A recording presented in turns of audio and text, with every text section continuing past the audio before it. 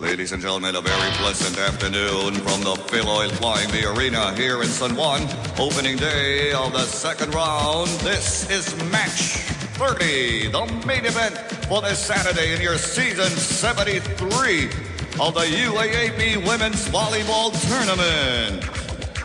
Officiating this game, first referee, Mr. Fernando Velarde, national referee. Second referee, Mr. Pedrito Permas, national referee.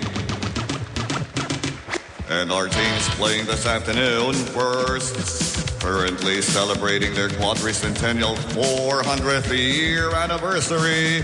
Here are the defending champions, UST Tigresses. Versus UAAP Season 74's hosts. Here are the Ateneo de Manila Lady Eagles. This is a repeat of the opening day game, won by UST in 5 grueling sets.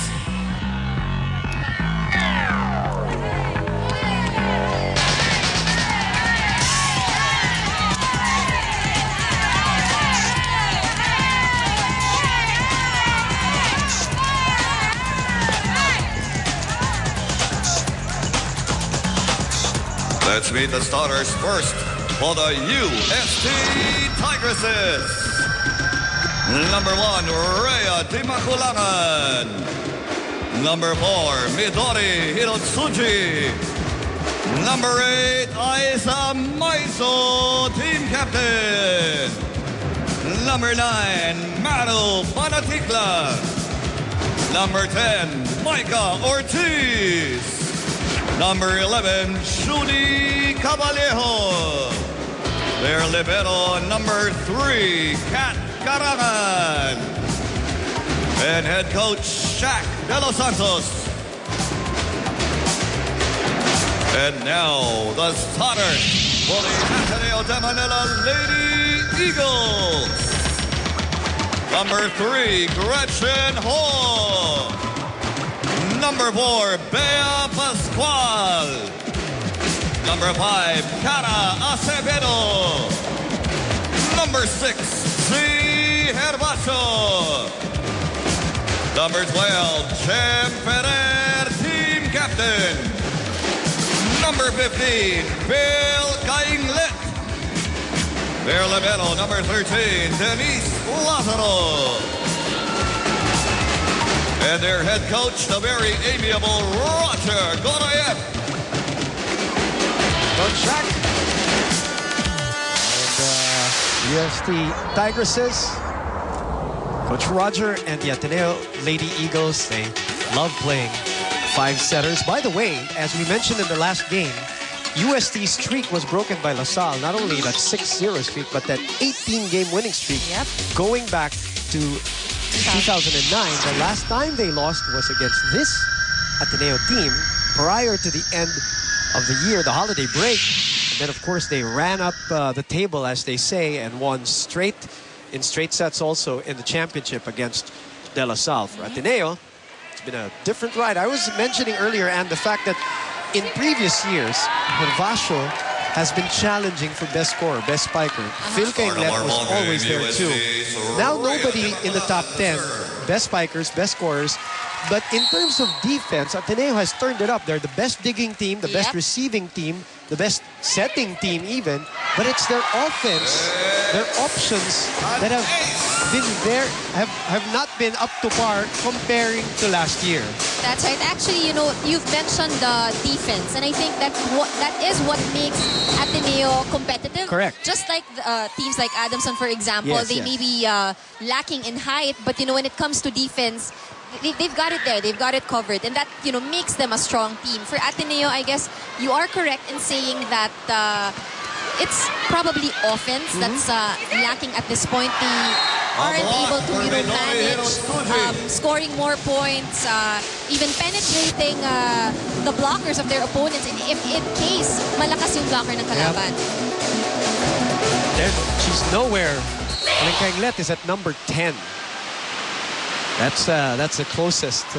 Imagine Hervasio at number 23, right? When last year, there was a lot of that last year from Z Hervasio. But one thing to note also, there were a few games when Coach Roger Gorev opted not to field in Hervasio and used Nexus instead. And that's the reason why, nakita nga parang bumaba yung laro ni Hervasio. Mabuti na lang yung rookie nila. Oh. As it seems like it's raining hard outside here at the arena. Perfect time to send it over to our third member of our broadcast team, Ricky Flores, an update from the UST side. Ricky.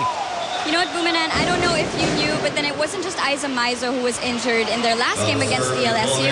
She and Mike Ortiz are actually still suffering from back spasms, and their teammate Maro Banaticla also played with a sprained ankle last game. Now, aside from the injuries, Coach Shaq also said that another thing he wasn't happy about last game was the girls' endurance. He did tell me that in preparation for today, he whipped them right back into shape. Lastly, he told the girls before coming into the game, despite whatever aches and pains you might be feeling, put them aside when you're on the court, adopt that fighter mindset, and let's bounce back from last Wednesday. Bumanan? Thank you, Ricky. We were aware of the Banaticla sprain injury. We were aware of the Maizo injury, but Ortiz we were not aware of. So the two tallest players. And when you go back and think about that game, it says a lot. Banaticla wasn't herself. Ortiz wasn't herself. Again, I'm not taking away anything from DLSU, but it didn't help. Masakit pa ang pangangatawan. It's different when you face one of the strongest teams also here in the league na everybody is in tip-top shape. What a block by Ortiz. A block for Micah. Single block on Hervasio as UST goes on top 4, serving 3. Very tall lineup for UST, but it is evident that in the last 2 games of UST against NU and De La Salle, there have been holes that have been exposed in this game. One of which is what Mosey has been talking about throughout this season, and that is your manipis na bench. That's right. You'll see that UST has a strong 6, but the problem that they had actually was that kung merong pumalya ng konti or merong off yung game dun sa 6 na yun, mahirap eh. Yung huhugutin nila is still not as experienced as those on the court. Underhand set and a cut shot by Gretchen Ho. Is the best player against FEU. And true to form, these two teams gutting it out right now. 4 serving 5. That's a wise move by Gretchen Ho, especially against the tall blockers of UST. That familiar jump serve of Z Hervasio is back. Isa Maizo, not full power, actually a right hand pa nga yata. Her right hand, adjusting to that set.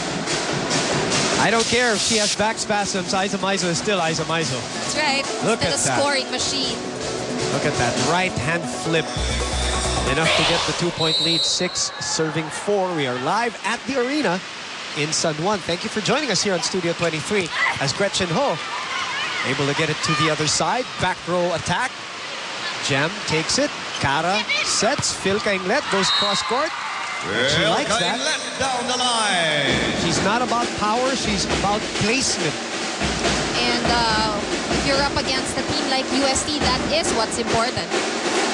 Cara Acevedo, one of the better servers in the league at number 9.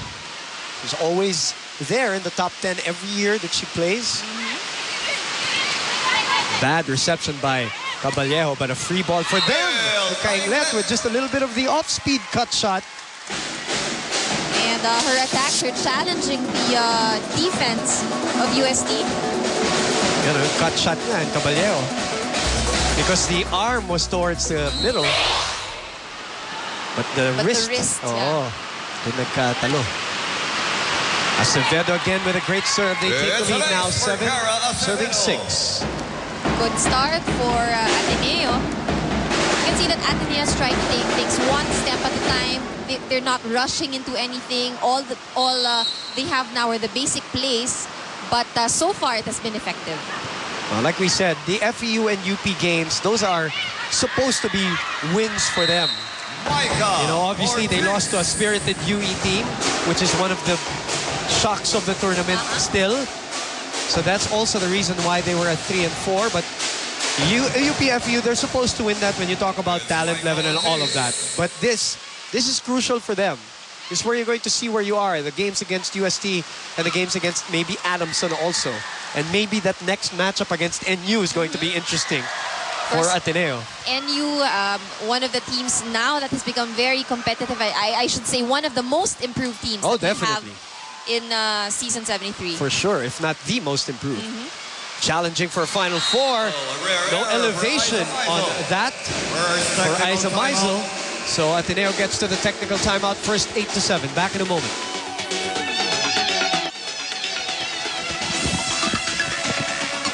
Well, it seems like it's pouring outside. For those of you in the comfort of your homes, thank you very much for watching us on Studio 23.